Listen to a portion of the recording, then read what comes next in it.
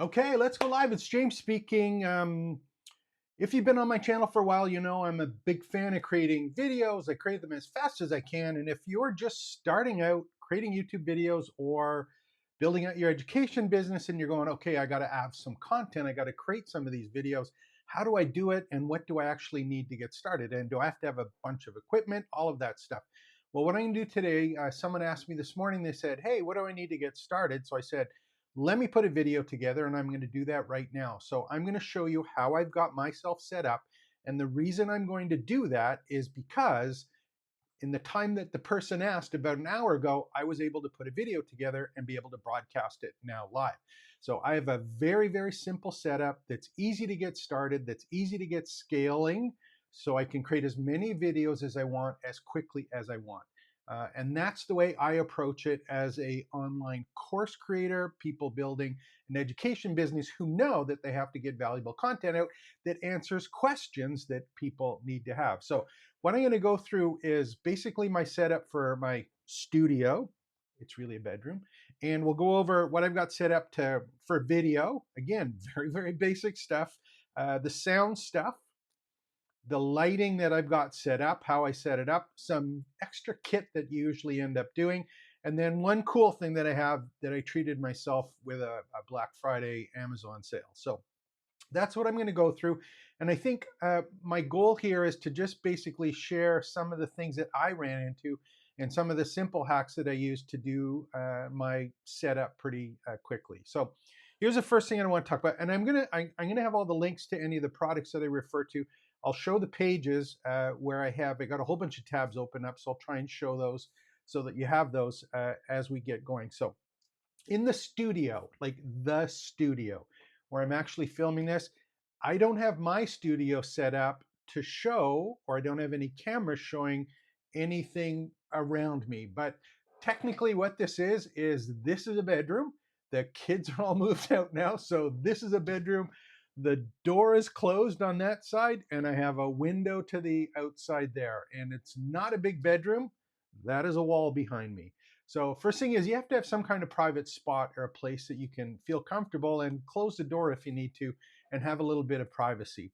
I use a bedroom, but if you are teaching something that needs a little bit more space, we're in Canada, we all have basements. If you have a spot, a den somewhere where you can have a corner of a room, that's a great place to get started. But if you're doing something like fitness exercises or music things, or you're teaching something that requires a space, obviously you're going to need something. Can you find something at home? Yeah, sure, you should be able to. And just remember, you don't need a lot of space. Unless obviously you're moving crazy stuff all over, well, you need a little bit more space. But for the getting started part, don't overthink the space that you have to be in. I personally like not a corner. I personally like near a window, and I like a shorter distance in behind.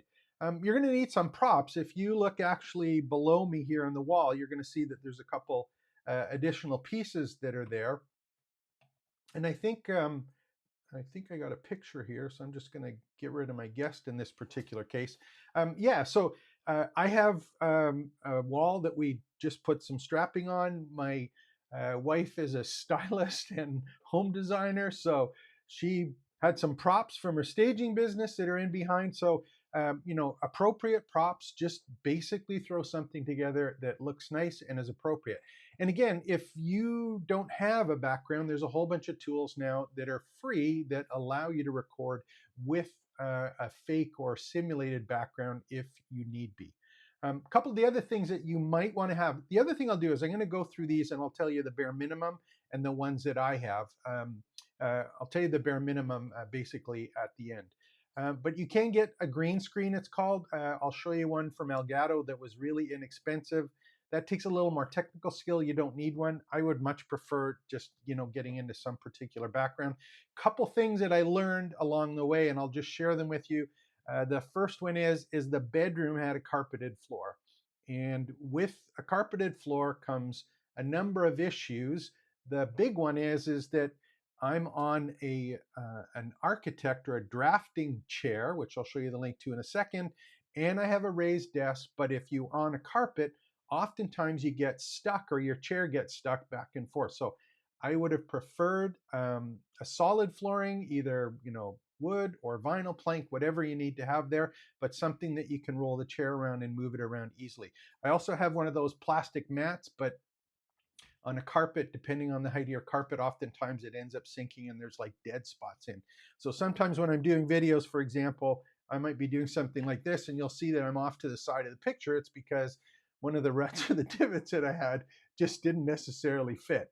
So that's studio, simple, simple, simple stuff. Don't overthink it. But you should have a desk. I prefer a raised desk. You should have a good chair that doesn't have the big gaming back on it. Again, my personal opinion, but I like an architect chair, and I'll actually, let me see if I can show those ones to you now, just so that we have it. Should have done this a little bit earlier, but I'll try and pull these up so that you can see some of the pieces that I have here. I actually just got one off of Amazon. Remember, all the links are here. One of the things that I did with the chairs is I got one here, and I'll pull it up. Yeah, you should be able to see it here. This one is priming. Now, the reason I got this one is it is comfortable, but the thing that I like is the ability to have this ring here, I guess. They're called drafting chairs when they have this ring above it. But if you have a raised desk, which I recommend, the desk can come up and down. You may find that you're more comfortable, especially if you're sitting at the desk, you're filming any of the material that you have.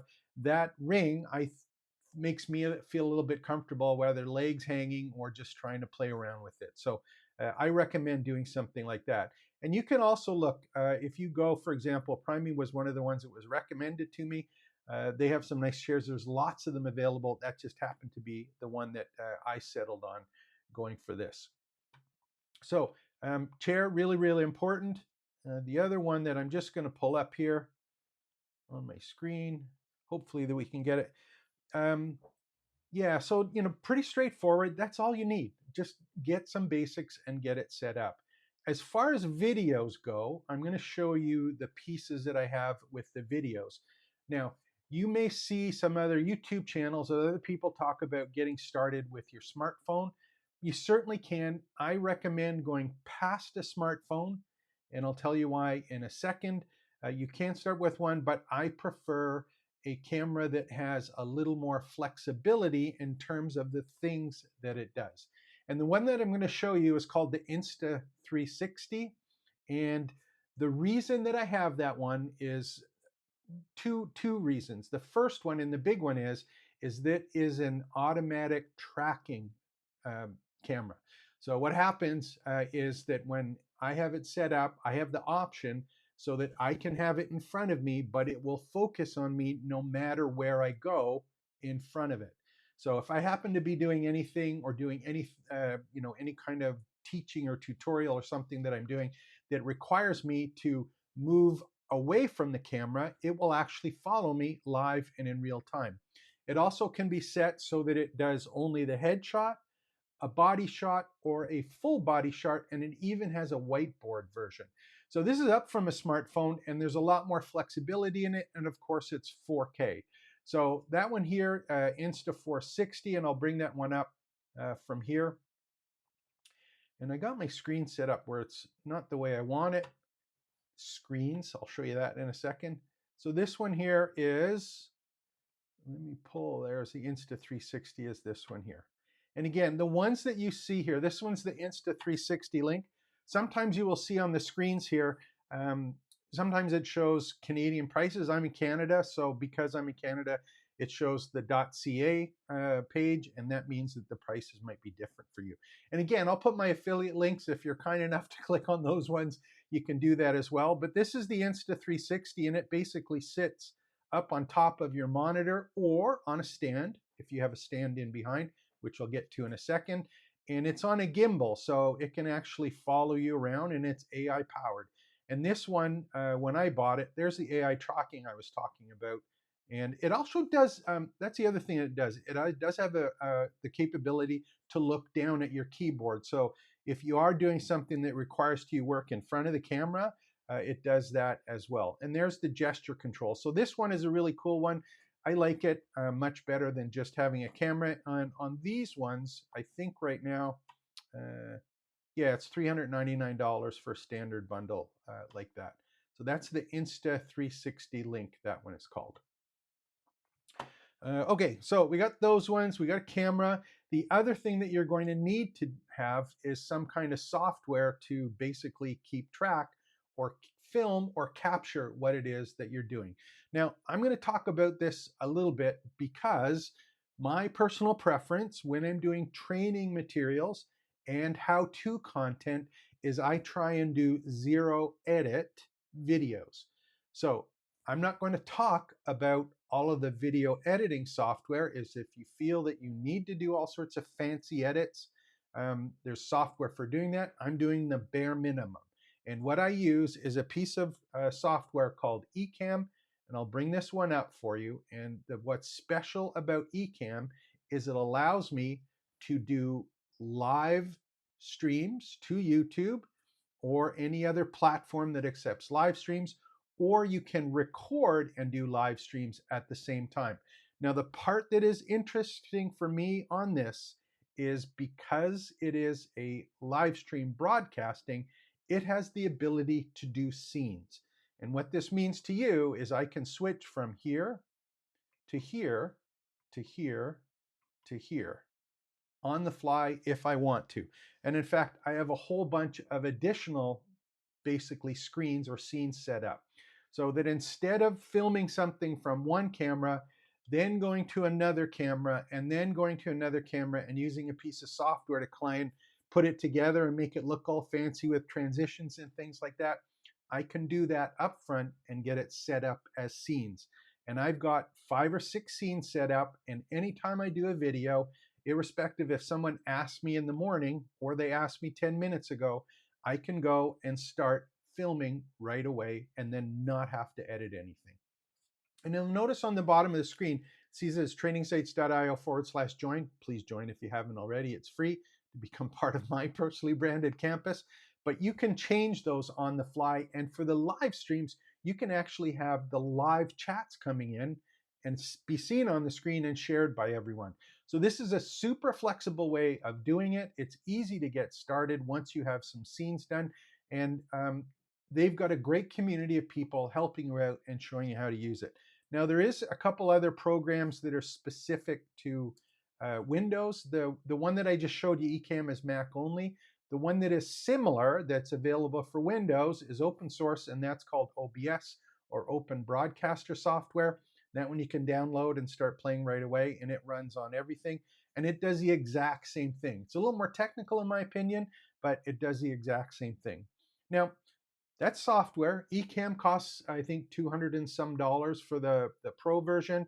OBS is free. Some people sell templates of scenes already done for you. So, either one that you want to do, that's fine.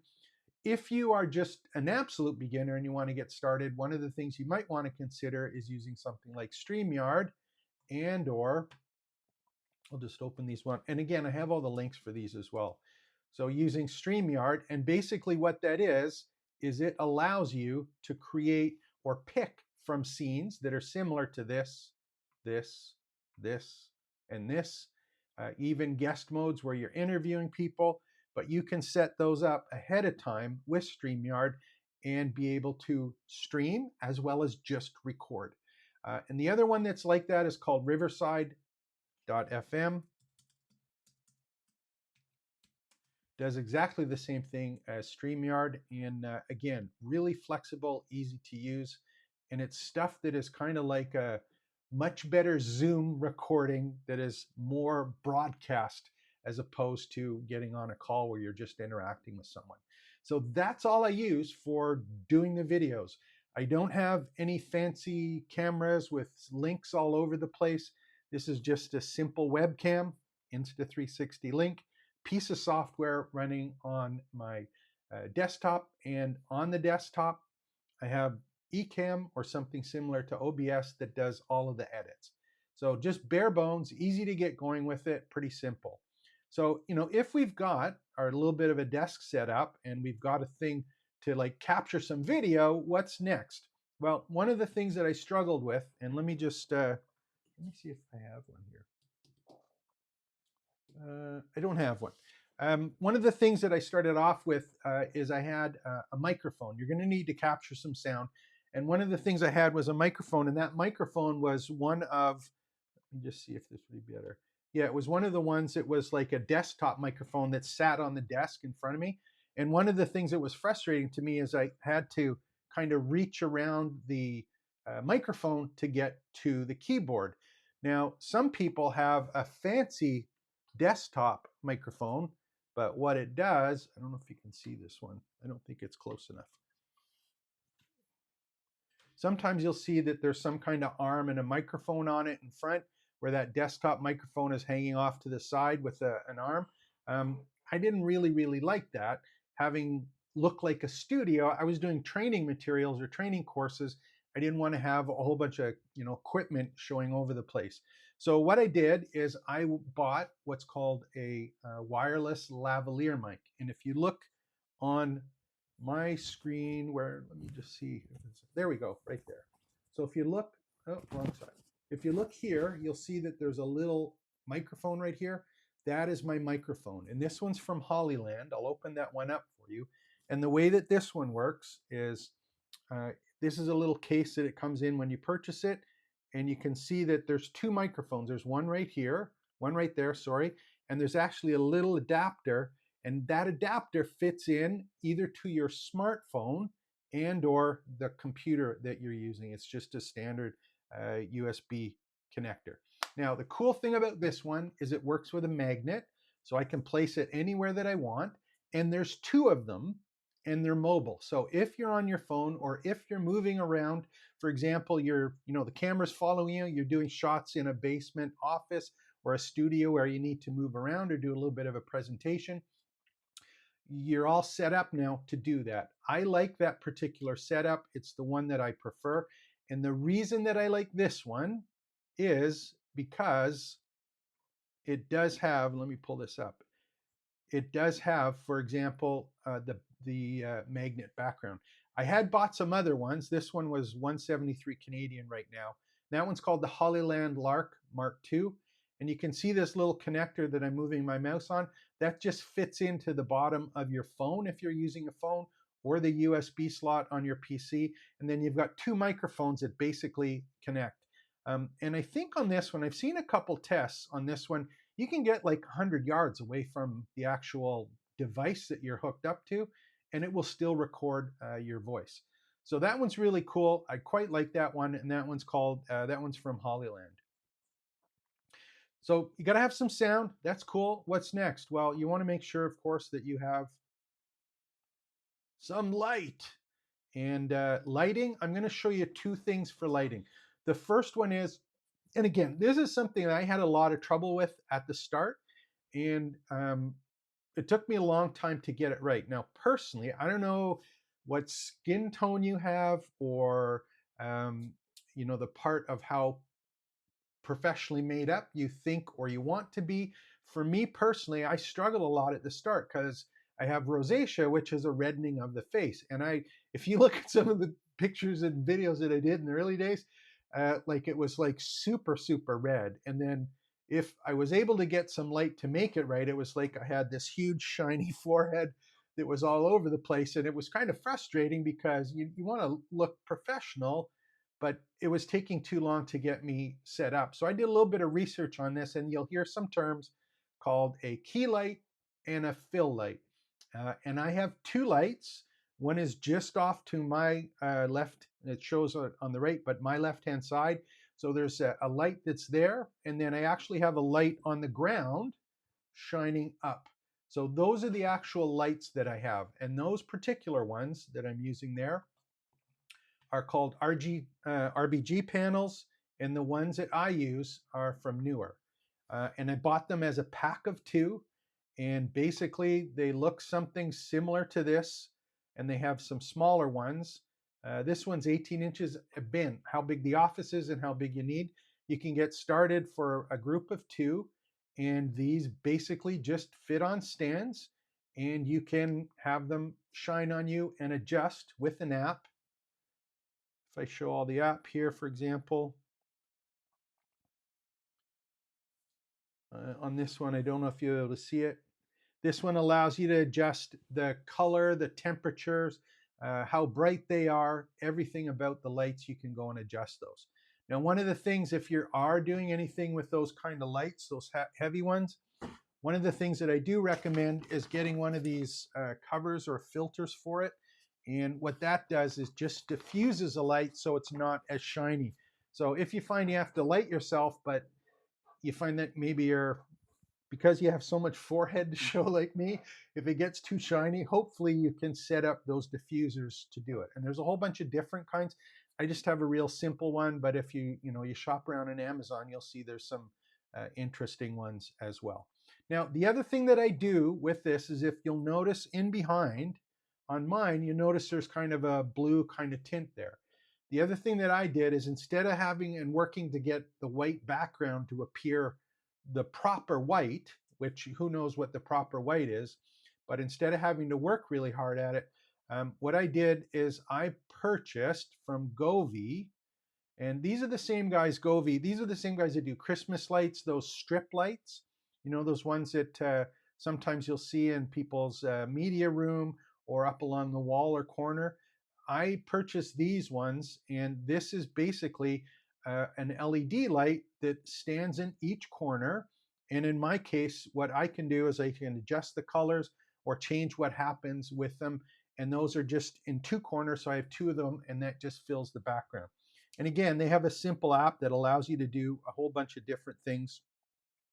On that one, for example, I don't want to do it right now, but I can go and actually, on this one, you can actually go and change what colors they go. If it's like a lightning storm or a dance party or fire trucks or sunset or rainfalls, you can adjust them and get something that you like. So as far as lighting goes, I have a key light, a panel, RGB panel from Newer, and then I have these Govee lights that are in the background. So nothing fancy, pretty straightforward stuff that you can get started pretty inexpensively.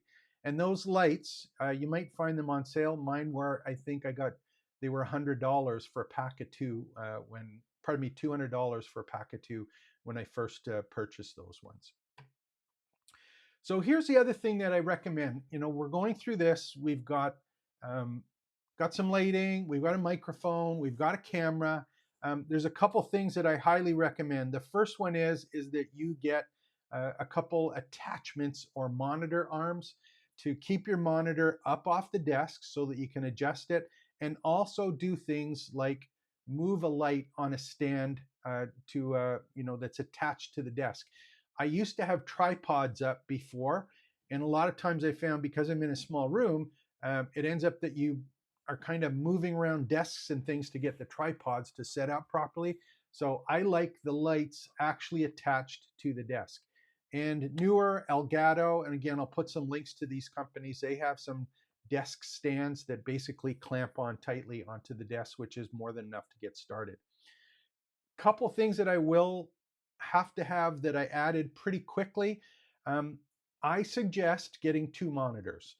If you are on one monitor, there's always another screen or something that you need to touch on or have access to, whether that be one of the things that you want to show as a screen capture, and one of them is your notes or your bullet points. So I preferably have two monitors set up.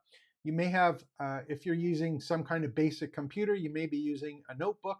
You have notebook monitor. Of all the operating systems I know, you can share a monitor and have two available to you. That's the other thing too. You're obviously going to have some kind of computer to capture this on over and above, a smartphone. So two monitors, monitor arms. And I want to touch on one thing just before I do the kit. I'm assuming that you do have a decent internet connection. And one of the reasons why I wanted to do that and why I recommend doing it is because when you get set up like this, it's really easy to live stream quickly. And the benefit of live streaming for me is, if I decided to live stream this one, I'm only recording this right now because I didn't have time to publicize it, but if you were doing a live stream, what happens is when you do a live stream, it automatically posts or streams. In my case, I have it set to YouTube, Facebook, and LinkedIn. So instead of me having to do a particular social media post to a link to a video after, when you do live streams, it posts in multiple places. But the rub is that when you do live streams, you need to have enough internet bandwidth up to be able to share your videos. Now, a lot of people worry about how much internet bandwidth can I download at any one time. This one is about how much can I upload. And some internet providers limit what you can upload. So you have to make sure that if you are going to stream, if you're going to include streaming in your video studio where you do or create all your content, you have enough bandwidth to stream going up. A couple other things I will tell you and show you, and I'll bring the screen up on this one. The important part for doing any of these zero edit live ones is that you're going to need a couple things from my friends at Elgato. And the one that is kind of neat is this one right here. Hopefully you can see on the screen. This one is a teleprompter. So here's the tough one to kind of, I'll pull this one out here. Where's the teleprompter on this one? There it is. We'll pull it up. A teleprompter is just a third monitor that allows you to put text, scrolling text, that you can read while you're doing the videos. Some people feel that they need a teleprompter. After you get going with this, I find that you don't need one, but if you're uncomfortable at the start and you're just starting out, you may want to consider having a teleprompter and being able to put some kind of script up. I personally use the teleprompter only to keep bullet points or talking points that I want to cover. That's what I use it for, so I can look directly into the camera and see the points that are scrolling up and down to remind me to cover those particular things.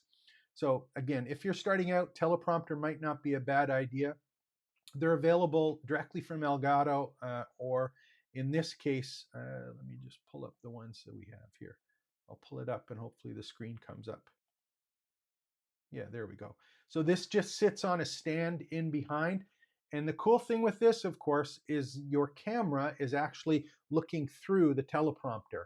And this teleprompter allows you to put your smartphone in behind or that Insta360 Link camera that I was talking about. And if you are doing or using only your smartphone, the thing that is important is that you can do a horizontal as opposed to only doing a portrait video when you're capturing. I think for any kind of courses, you want to make sure that you're doing that horizontal or landscape as opposed to being stuck only doing the portrait up and down.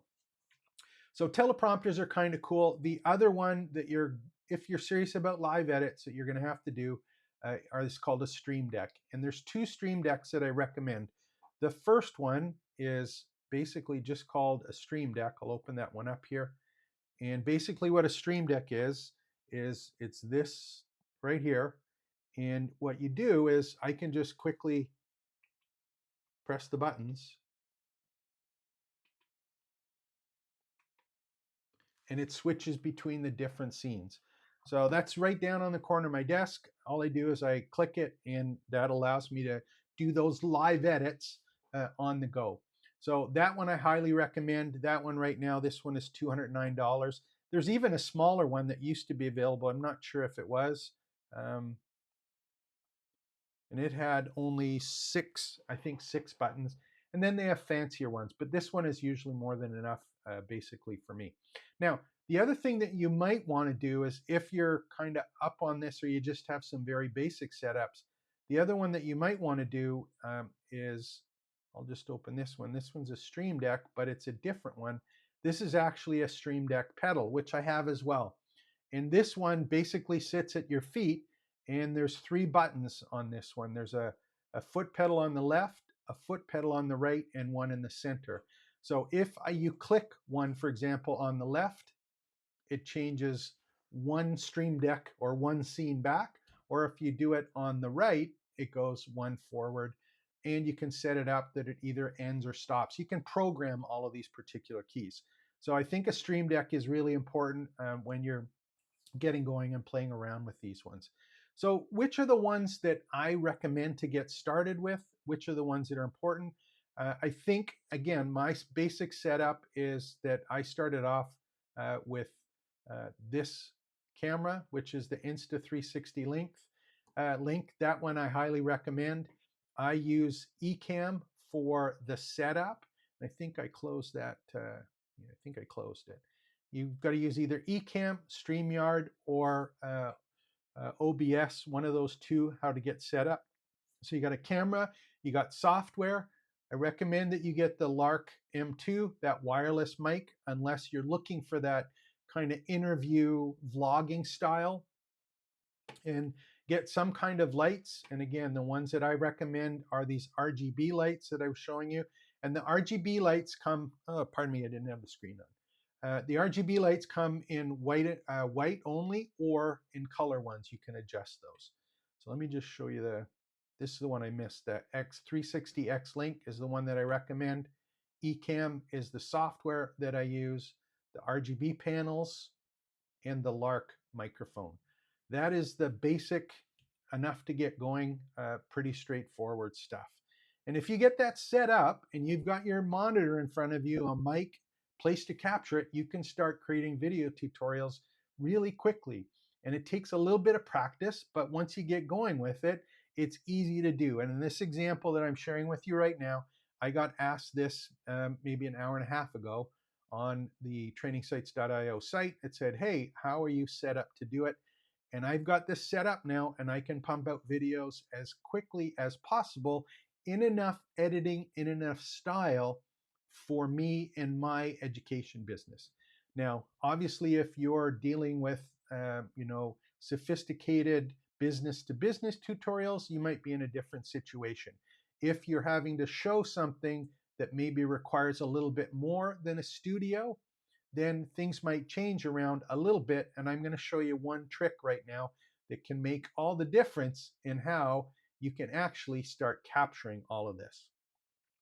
And here's the one I'm going to show you right now. It's one that I just got out. And this one just came out.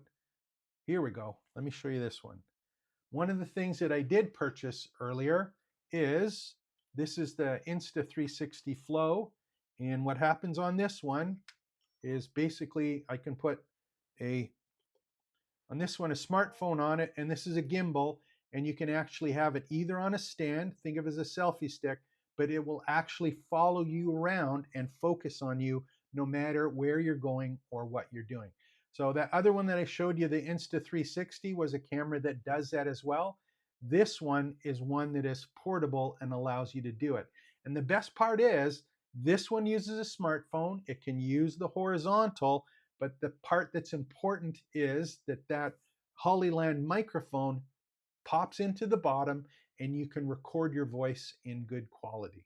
So hopefully this has been helpful to you. Again, I have been doing videos for the past couple months about creating videos and to create them as quickly as you can. This is the way that I got the setup done. I think in total you could probably do something for $750 or $1,000 to get a studio ready to go to start creating content. So if you haven't already, make sure to visit trainingsites.io. If you haven't joined for free and you want access to all of the other tutorials and videos that I've done, certainly go do that. Like and subscribe to the channel. My name's James, and I'm here to help you start, build, and grow education business. So take care. Expect the best.